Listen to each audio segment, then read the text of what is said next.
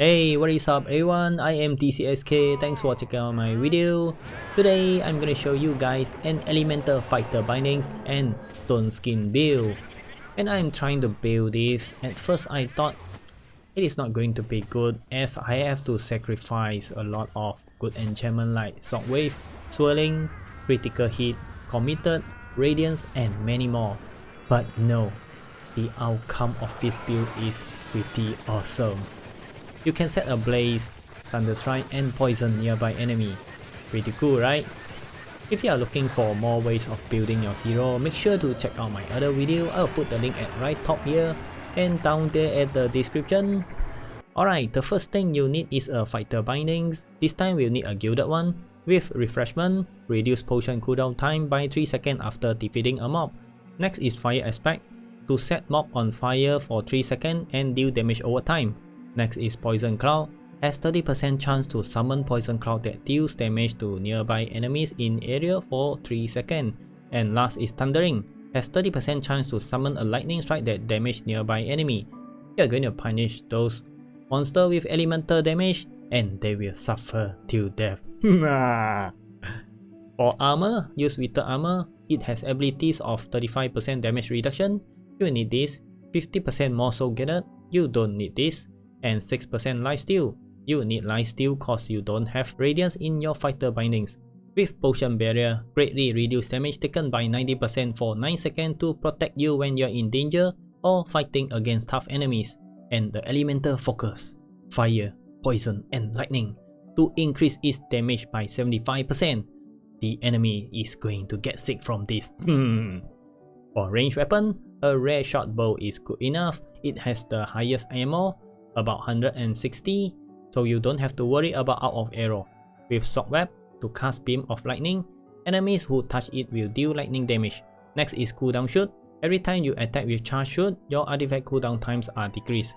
And last is burst bow strength. Every time you roll, it will shoot nearby enemies.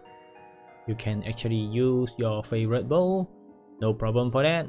Or maybe a nocturnal bow or any other soul bow with anima conduit is good too. So you'll receive more healing when defeating a mob.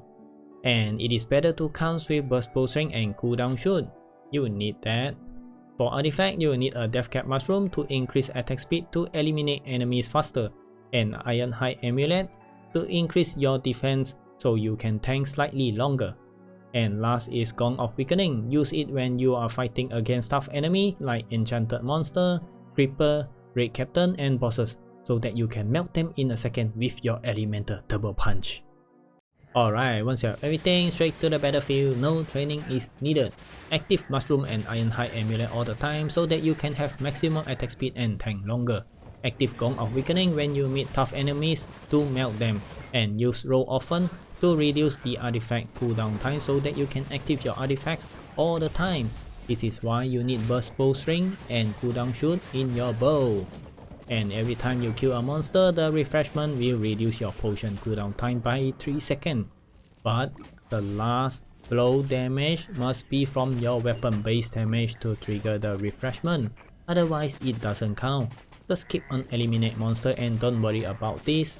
Surely you will be able to hit last blow on enemies to trigger the refreshment so that you can use your potion barrier more often to have stone skin. And you are going to see a lot of damage appear on your screen.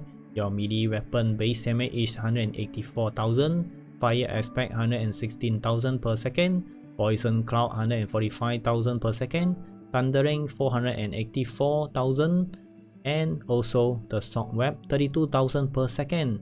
Add up everything, you are dealing almost 1 million damage per second with furiously fast attack speed. Huyo! Pretty awesome, right? Apocalypse plus 25 is the piece of cake to you now. It also works very well in Instant Hunt. I have made a full guide on Instant Hunt. You can check that out at right top here and down there at the description.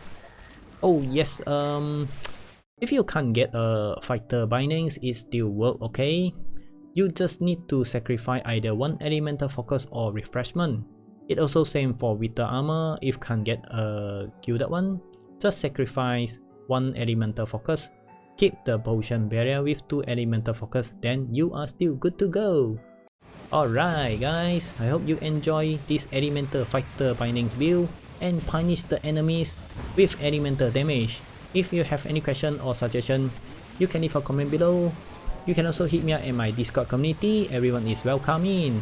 If you enjoy my content, make sure to hit the like and subscribe button, it is free and it will help me a lot and I am very appreciated. So have fun hunting with the elemental. Thanks for watching and see you in the next video.